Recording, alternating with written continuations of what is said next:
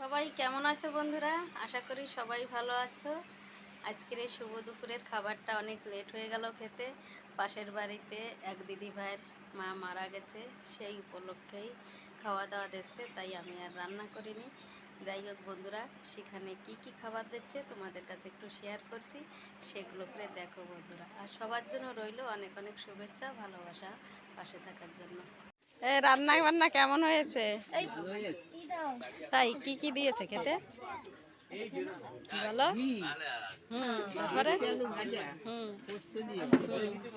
তারপরে ডাল দিয়ে মাছের মাথা, আলু চিপস, তারপরে ইঁচড় চিংড়ি, তারপরে কাতলা মাছ, তারপরে পাঁপড়, চাটনি। শুনলে তো বন্ধুরা, এই শুনলে